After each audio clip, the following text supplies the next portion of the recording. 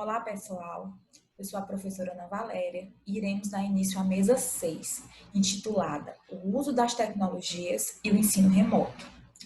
Teremos como conferencistas a professora doutora Odete Passos, que possui graduação em licenciatura e bacharelado em matemática pela Universidade Federal do Amazonas, mestrado em informática pela Universidade Federal do Amazonas e doutorado em informática pela Universidade Federal do Amazonas. Atualmente é professora adjunta da Universidade Federal do Amazonas, Instituto de Ciências Exatas e Tecnologia. A professora doutora Lívia Fernanda Neri da Silva, que possui graduação em licenciatura plena em língua inglesa pela Universidade Estadual do Piauí, mestrado em educação pela Universidade Federal do Piauí e doutorado em Ciências da Comunicação pela Universidade do Vale dos Rios, do Rio dos Sinos. Atualmente é professora adjunta 2 da Universidade Federal do Piauí. E o professor doutorando André Luiz Ferreira de Carvalho Melo, que possui graduação em licenciatura em matemática pelo Instituto Federal do Piauí, mestre em matemática pela Universidade Federal do Piauí e é doutorando em engenharia de materiais pela Universidade Federal do Piauí. Atualmente é professor do ensino básico, técnico e tecnológico do Instituto Federal do Piauí, Campus Floriano. Desejo a todos uma boa mesa. Olá, sou a professora Odete e trabalho no Instituto de Ciências Exatas e Tecnologia da Universidade Federal do Amazonas. Atuo na área da computação, ministrando disciplinas nos cursos de Sistema de Informação e Engenharia de Software. Neste vídeo, vamos tratar sobre o tema Caminhos e Trilhas da Educação em tempos de pandemia.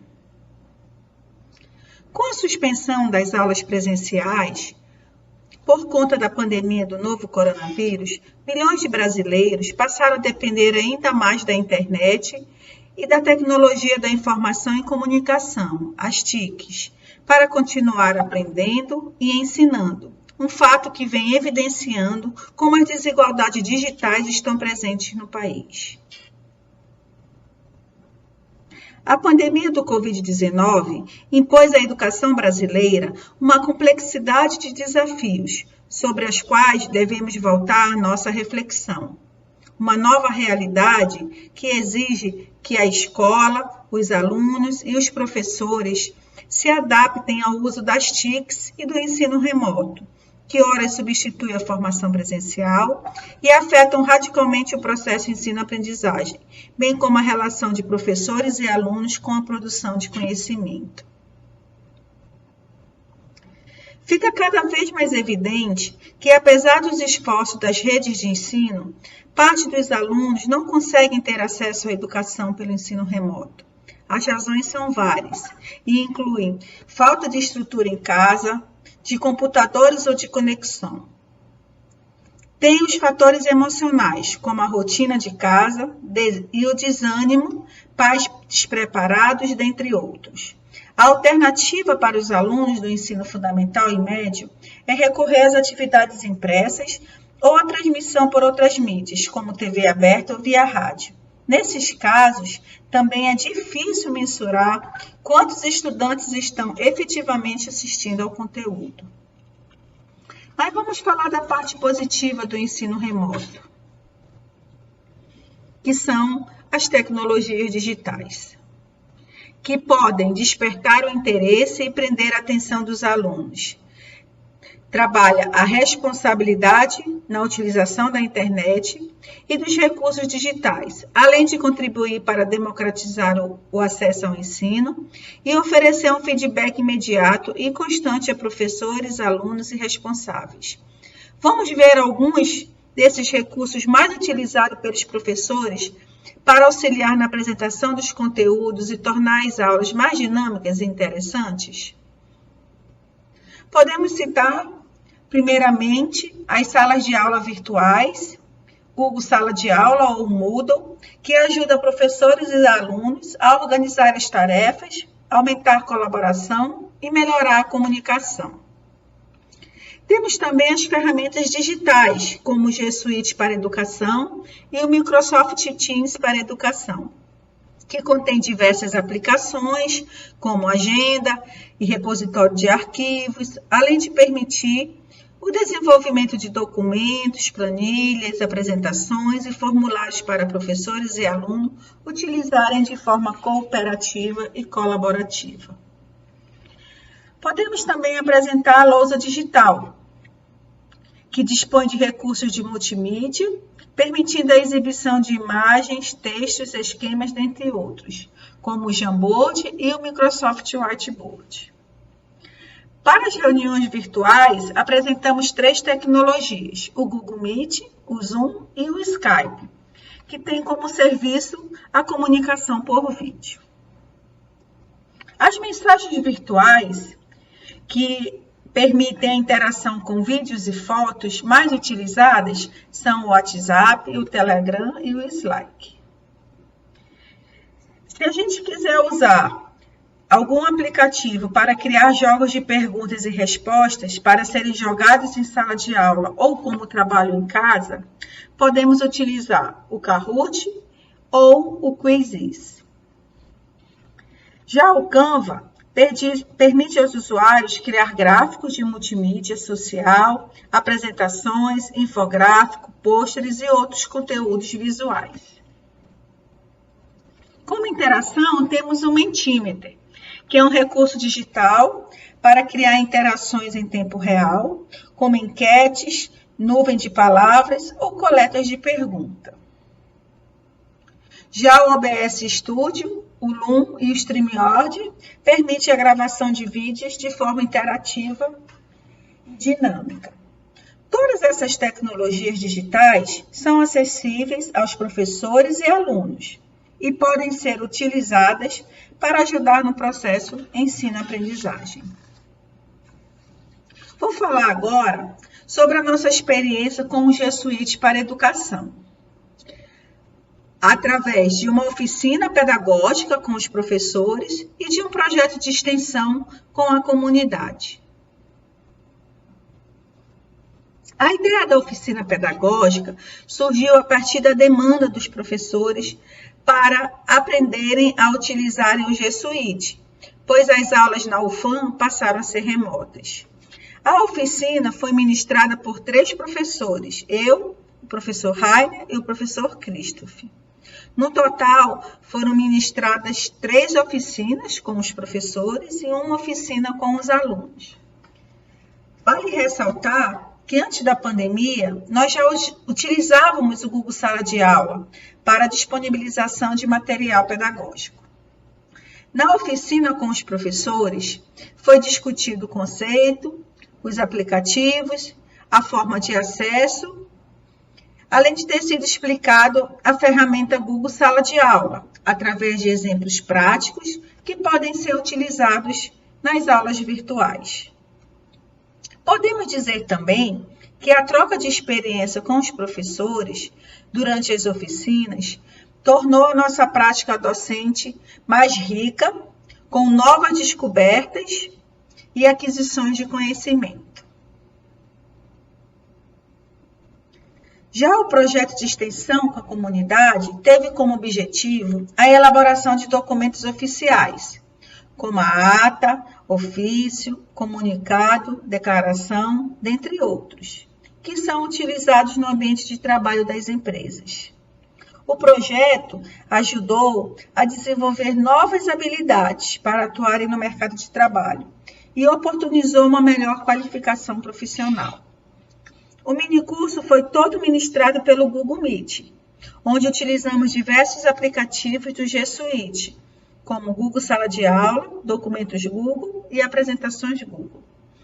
Foram criadas 2 turmas, com 40 alunos cada. As aulas assíncronas ocorriam 2 vezes por semana, durante 1 hora, e o material era todo disponibilizado no Google Sala de Aula. Tivemos um feedback bastante positivo, principalmente por propiciar o conhecimento nos aplicativos do G Suite. Podemos citar alguns comentários dos alunos. Não conhecia o Google Sala de Aula e não sabia de suas potencialidades. Vou sentir saudades quando esse minicurso acabar. Estou adorando o curso. Fico ansiosa pelas aulas. E aqui nós temos o print de 2 telas do Google Meet nos nossos encontros assíncronos. Diante do que foi discutido anteriormente, vem alguns questionamentos. As instituições de ensino estão preparadas para incorporar de forma pedagógica e integrada as tecnologias digitais em suas propostas curriculares e políticas educacionais? Bem, primeiramente vou fazer um resumo da história dos computadores. O ábaco foi a primeira calculadora da história, onde povos da antiguidade utilizavam para a realização de cálculos do dia a dia. Seu primeiro registro é datado do ano de 5.500 a.C.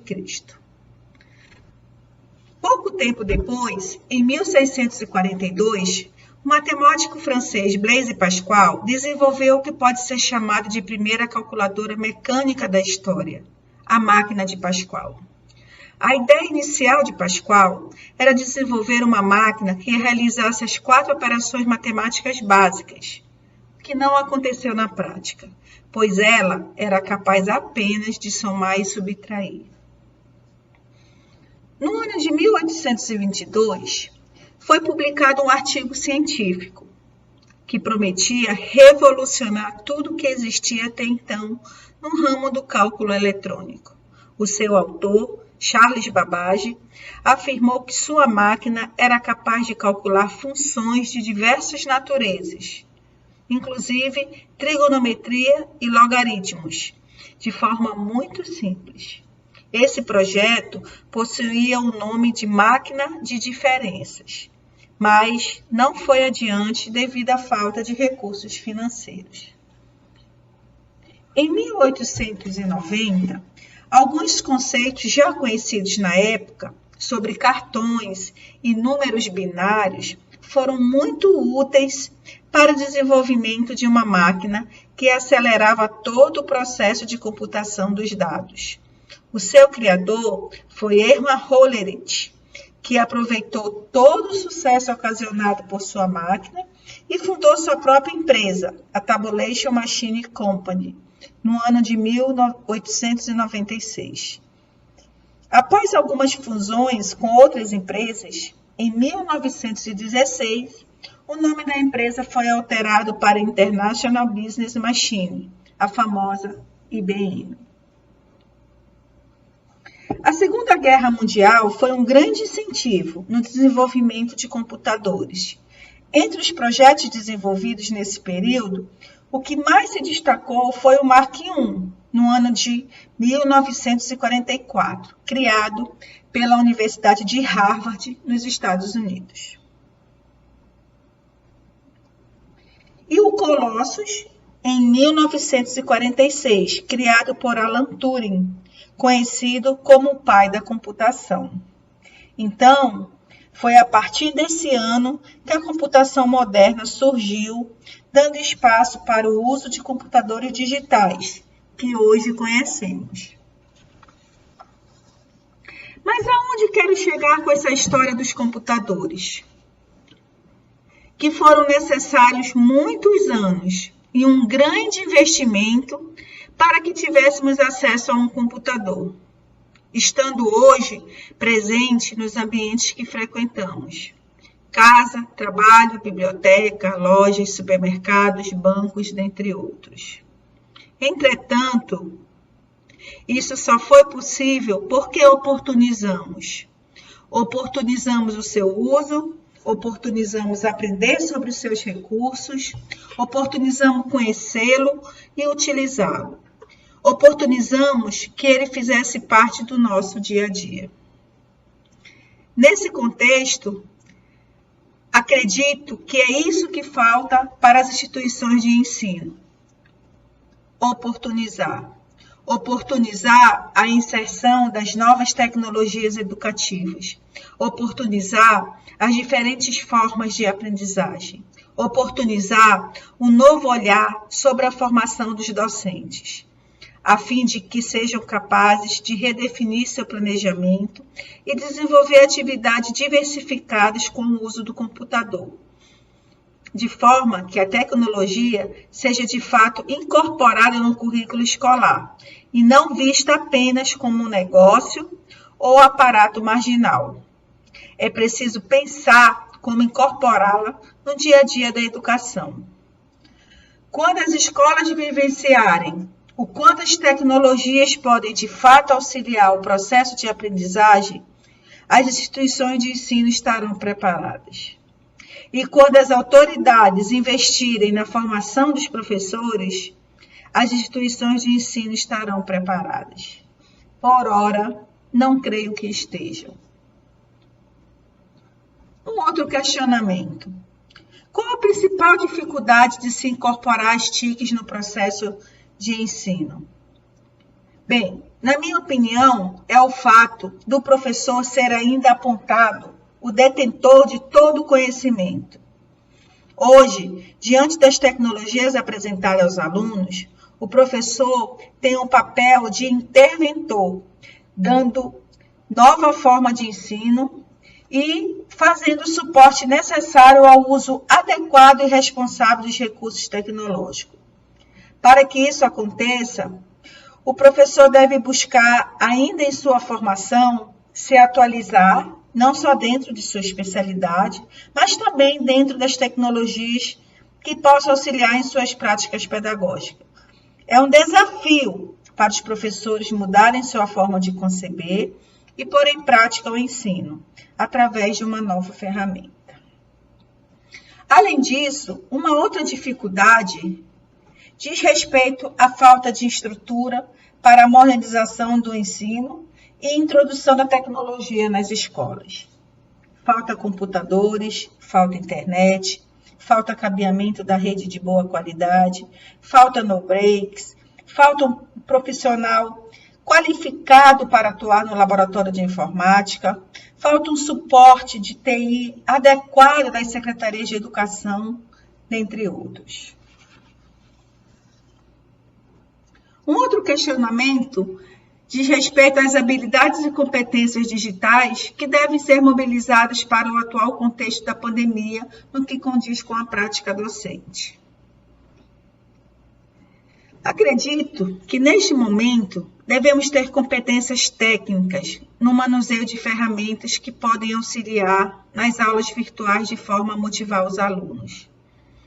Além das que foram citadas anteriormente, como, por exemplo, o Google Sala de Aula, o Google Meet, o Quizzes e o Loom, posso mencionar a utilização de podcast, de lousa digital, livros multimídias, software de lógica e jogos educativos digitais.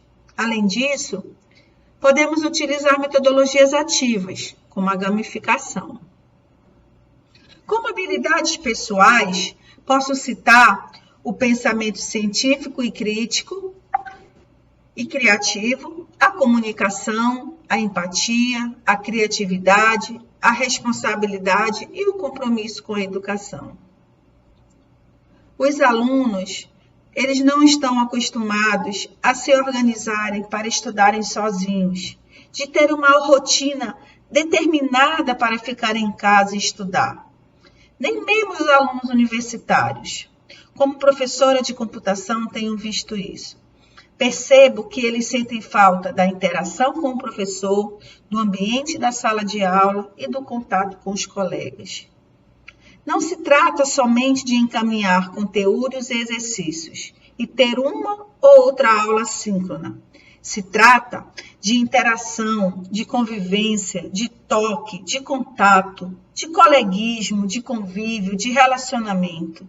Se trata de olhar, falar, rir e brincar. E isso eles não têm nas aulas remotas. Esses motivos fazem com que eles não se sintam motivados para o estudo remoto. Mas qual é o papel das instituições escolares para a promoção da inclusão digital de estudantes da educação básica e superior? Neste caso, eu vejo que tem 3 partes interessadas no processo de aprendizagem: os pais, alunos e professores. Eles devem trabalhar em conjunto e a escola pode apoiar esses 3 elementos em orientar, promover cursos e palestras, ter um setor de apoio psicológico e pedagógico, disponibilizar um canal de comunicação efetivo e que funcione, estabelecer regras e normas para as aulas remotas, investir em ferramentas tecnológicas que podem dar suporte ao professor e oferecer chips de internet. E, principalmente, entender que o ensino remoto não vai salvar um ano perdido ou substituir plenamente o ensino presencial. Que nenhuma tecnologia vai substituir a interação do professor com o aluno. Muitos são os desafios e as dificuldades, mas não podemos desistir. O acesso à internet, a ausência de computadores nos lares, a falta de conhecimentos tecnológicos por parte dos professores, pais e alunos, assim como a falta de cursos de capacitação, leva a uma resistência às tecnologias. Porém, não devemos esquecer que quem proporciona o ensino é o professor. A tecnologia sozinha não vai melhorar a educação, mas ela pode ser uma parte importante da solução. Devemos permanecer integrados para juntos podermos utilizar as tecnologias de forma que o aluno possa aprender algum conteúdo. Olá, pessoal. Eu sou o professor André Mello, do IFP Campus Floriano, e hoje é uma honra, poder participar dessa mesa redonda intitulada O Uso de Tecnologias e o Ensino Remoto. Queria, de antemão, agradecer ao convite dessa grande professora, grande mestre que eu tive, que é a professora Neide Guedes. Muito obrigado pela oportunidade, professora. Eu espero que vocês gostem do que a gente preparou e espero que vocês aproveitem bem esse debate, que é um pouco do que vivenciamos nesse ano de pandemias aqui na nossa instituição. Na minha apresentação, inicialmente eu vou discutir um pouco com vocês sobre as diferenças básicas entre EAD e atividades remotas, falar um pouco do funcionamento das instituições, discutindo a realidade aqui do nosso campus, tá certo?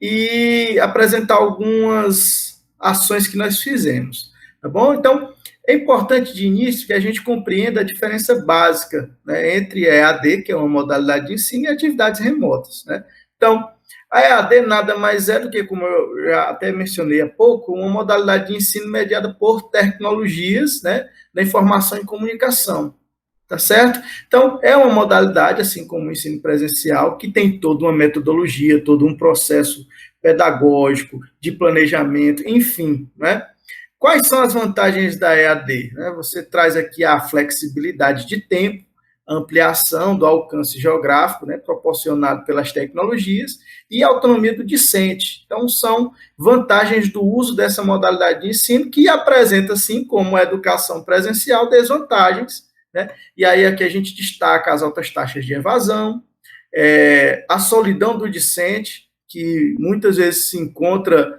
ali na sua casa, na sua residência ou no seu local, muito isolado, certo?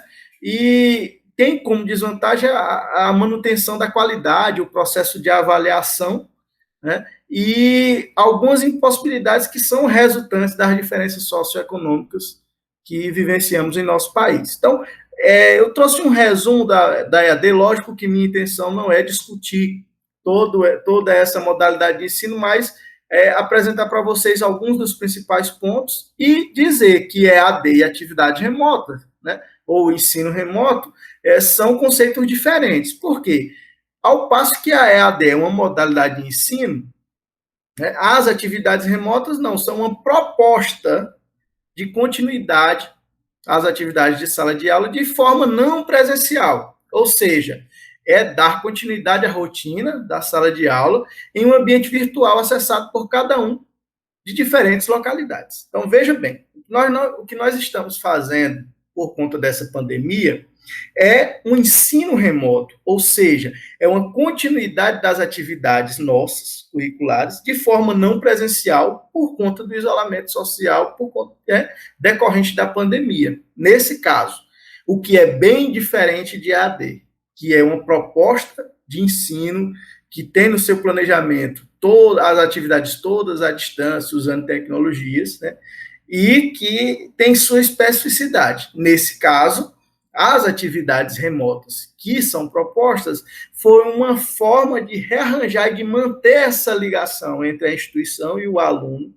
e propor, né, uma forma de manter esse vínculo e fazer com que o nosso aluno ele tenha essa aprendizagem, ou esse direito à aprendizagem minimamente assegurado. Então, atividades remotas são diferentes, né, de educação à distância, nesses pontos, tá?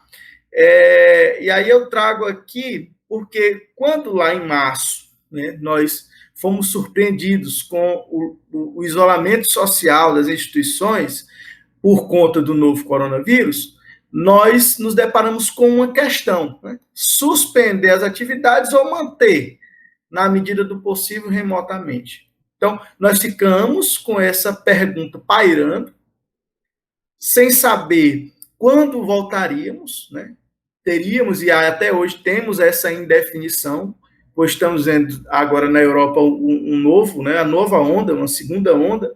Então, isso pode fazer com que a gente ainda tenha, a gente ainda não tenha, né, condições de definir quando voltaremos de fato para as nossas atividades presenciais. Então, naquele momento, nós suspendemos as atividades, mas houve, num determinado período de tempo, a necessidade de discutirmos a manutenção das atividades de forma remota do que for possível, do que era possível ser feito. Então, nessa discussão, a gente traz para o cerne da formação de professores e exatamente da prática docente, pois tivemos que fazer isso, principalmente na prática, esse levantamento e essa escolha de tentar manter, na medida do possível, as atividades educativas de maneira remota, tá? E aí vem essa questão da implementação das atividades remotas, né? Como foi que nós pensamos, né? O desenvolvimento poderia ser feito pelo sistema institucional. No nosso caso aqui, nós temos o que é acadêmico, no caso da UFP, nós temos o SIGA, né? Enfim, ou então nós poderíamos usar os ambientes virtuais de aprendizagem que já eram e já são bem difundidos, e por isso, talvez aqui esteja o ponto da não compreensão da diferença entre atividade remota e EAD. Por quê? Os ambientes virtuais de aprendizagem são exatamente a base, o alicerce da educação à distância, mas que nesse momento de atividades remotas, eles foram fundamentais. Porque, por exemplo, ambientes como o Moodle ou o Google Classroom, né, foram propostas ou possíveis soluções para a gente tentar manter as atividades. Bem, no nosso campus, embora a gente tenha um sistema institucional, que é o que é acadêmico, nós optamos por usar o ambiente virtual de aprendizagem Classroom, tá certo?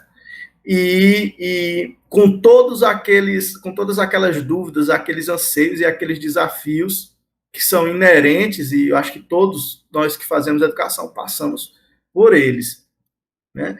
E aí eu trago para a nossa discussão algo da nossa prática, da nossa observação, né? Porque nós tivemos alguns desafios para a implementação das atividades remotas. Eu classifico e eu separei em alguns critérios. Por exemplo, quais foram os desafios pedagógicos? Muito embora não seja a minha intenção exaurir, né, aqui todos os desafios, pois a gente deve considerar a especificidade de cada local, né? Mas esses aqui eu destaco como os que nós vivenciamos aqui, os desafios que nós vivenciamos aqui na implementação no nosso campus, né? Primeiro desafio, e grande desafio, foi o suporte tecnológico aos nossos alunos, né, para o acompanhamento das atividades. Então, imagine vocês que nós precisávamos ter a certeza de que nosso aluno teria o suporte tecnológico, teria o aparelho para poder assistir, né, a tecnologia, seja o celular, o tablet, o computador, e o acesso à internet. Então, esse foi o primeiro grande desafio pedagógico que nós enfrentamos.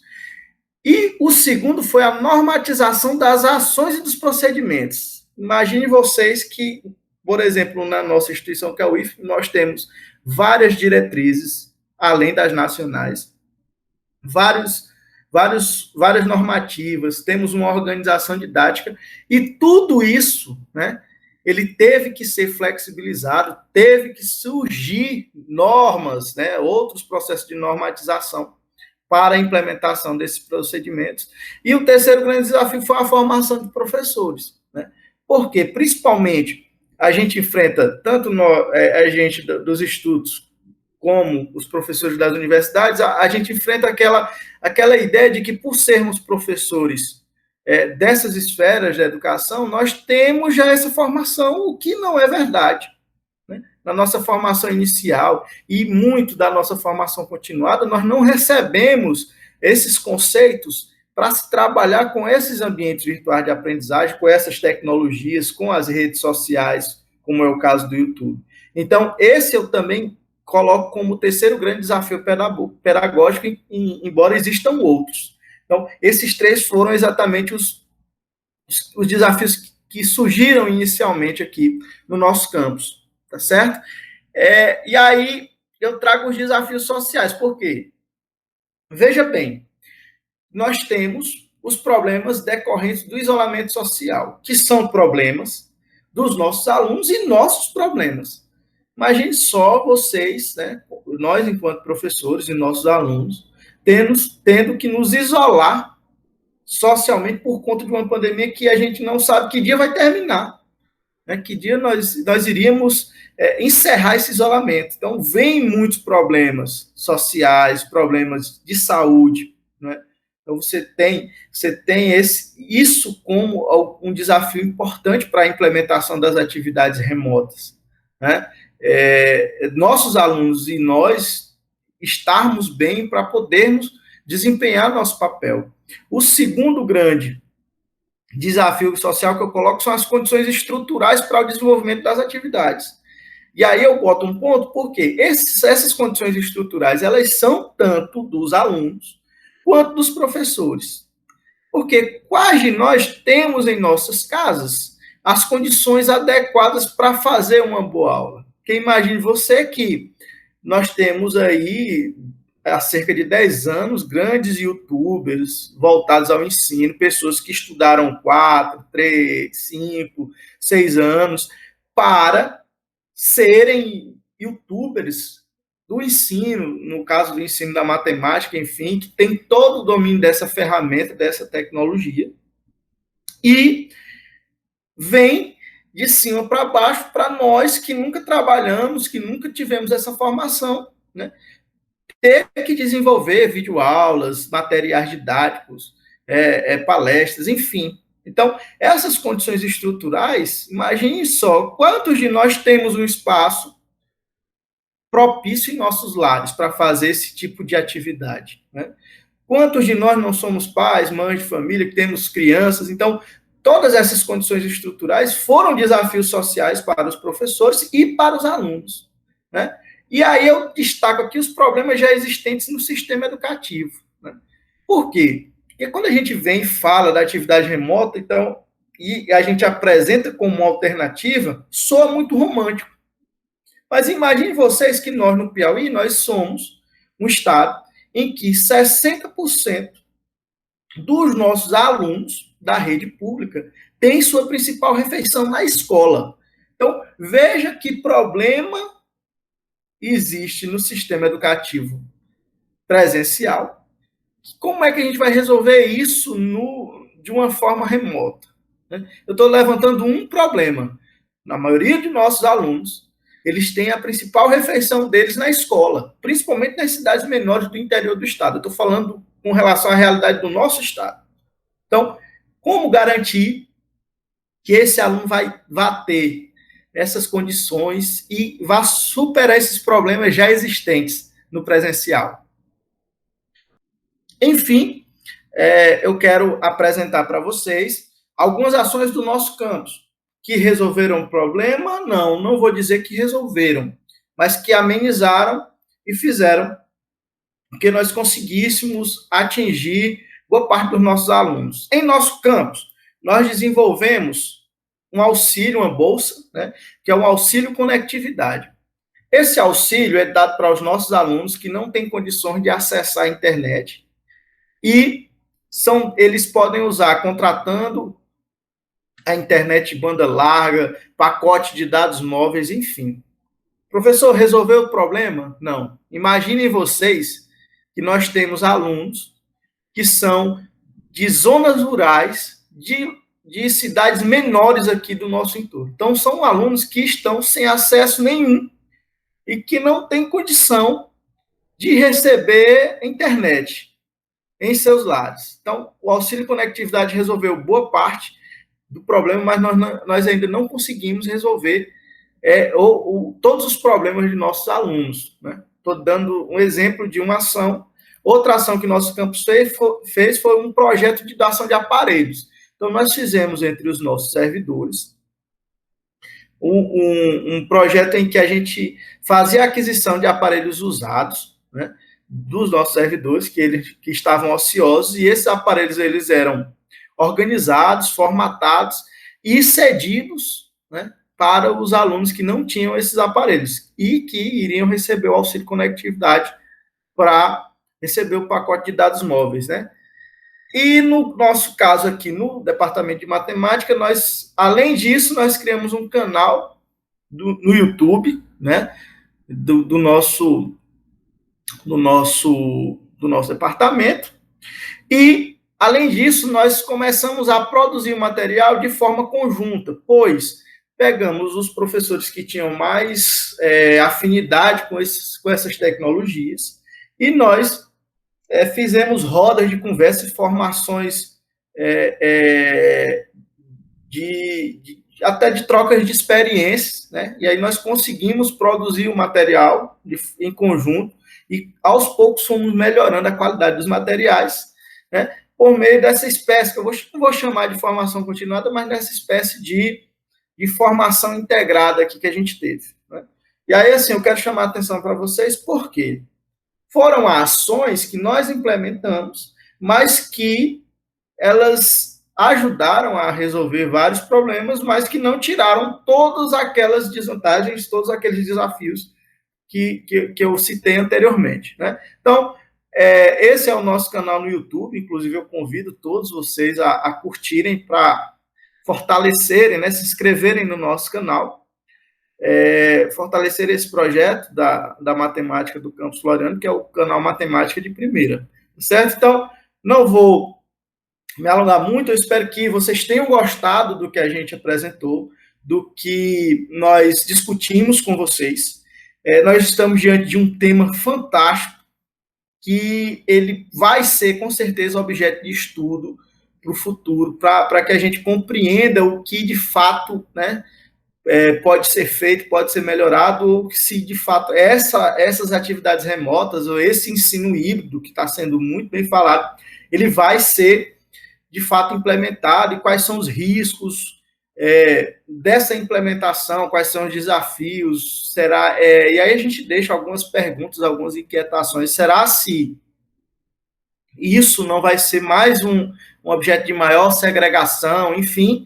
Então, assim, com essas inquietações e essas perguntas que eu finalizo minha parte nessa mesa redonda, dizendo que esse ano foi um ano difícil, um ano desafiador, que cobrou de nós algumas ações, né, que nós não estávamos preparados, mas que foi um ano de muita aprendizagem. Tá certo? Eu encerro desejando a todos saúde, paz, e agradecendo mais uma vez a professora Neide pelo convite feito, né, o honroso convite. Um abraço.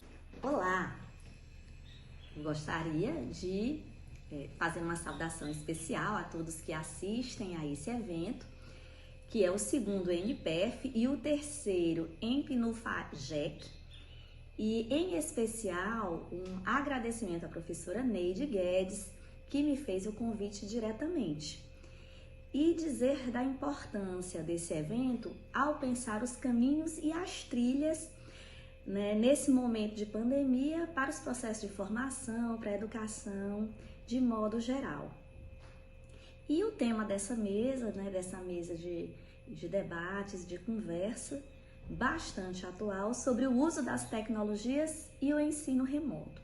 Então, para os que não me conhecem, meu nome é Lívia Neri e eu já tenho uma história de há alguns anos trabalhar com o uso das tecnologias, tanto em nível de vivência prática, quanto em nível de pesquisa acadêmica, e também nesse momento no qual surgiu esse modelo diferente de formação, esse modelo de interação dos encontros das aulas presenciais no formato remoto, também tive a oportunidade de fazer um estudo aprofundado junto a outras instituições